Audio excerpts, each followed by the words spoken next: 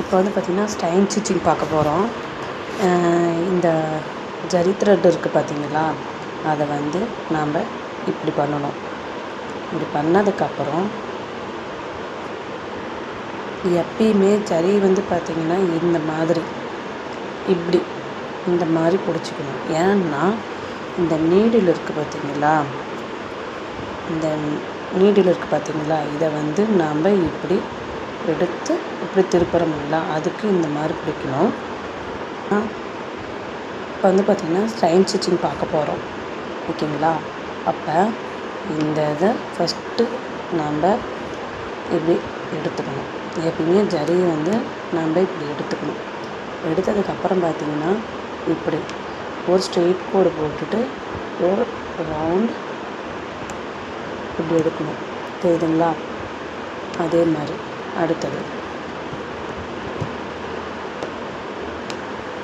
இப்படியே நீங்கள் stain stitching போட்டுகிட்டே வரணும். எதுக்கு சொல்கிறேன்னா, ஸ்டைன் ஸ்டிச்சிங் வந்து பீட்ஸ் யூஸ் பண்ணுவோம். அப்புறம் பார்த்திங்கன்னா பீட்ஸ் மோஸ்ட்லி அதிகம் நம்ம யூஸ் பண்ணுறது பார்த்திங்கன்னா இந்த ஸ்டைன் ஸ்டிச்சிங் தான். இப்படி திருப்பி தெரியுதுங்களா, இந்த மாதிரி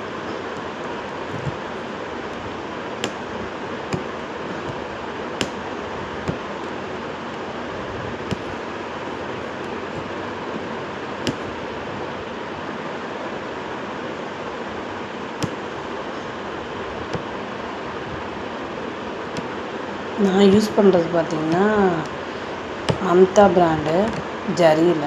ஆனால் இது வந்து பார்த்திங்கன்னா நம்ம நார்மலாக ட்ரைனிங்க்கு மட்டும் நம்ம யூஸ் பண்ணிக்கலாம். ஒரிஜினல் பிராண்டு பார்த்திங்கன்னா ஃபுல்லாக அதுக்குள்ளே பார்த்திங்கன்னா எல்லோ கலரில் த்ரெட் இருக்கும். அதுதான் வந்து பார்த்திங்கன்னா நம்மளுக்கு கொஞ்சம் ஜரி ப்ளவுஸில் கட்டானாலும் அது எல்லோ த்ரெட் வரும்போது பார்த்திங்கன்னா உங்களுக்கு அந்த இது காமிக்காது. எப்படின்னா அந்த கோல்டு இது மிஸ் ஆயிடுச்சு அப்படின்னா அந்த இது காமிக்காது உங்களுக்கு. பாருங்கள், இந்த இது எண் நாட்டு போடுறோம்.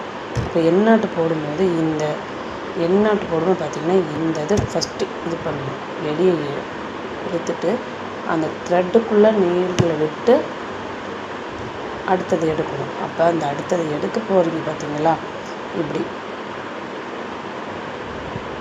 ஃபஸ்ட்டு நாட்டு எடுத்தோம் பார்த்திங்கன்னா அதில் வந்து இப்படி எடுக்கணும். அப்போ வந்து இந்த மாதிரி நிற்கிது பார்த்திங்களா, அப்போ இப்படி நிற்கும் போது கொஞ்சம் மிஸ்டேக் இருக்கும். அப்போ வந்து பார்த்திங்கன்னா நீடில் கீழே அடியில் விட்டு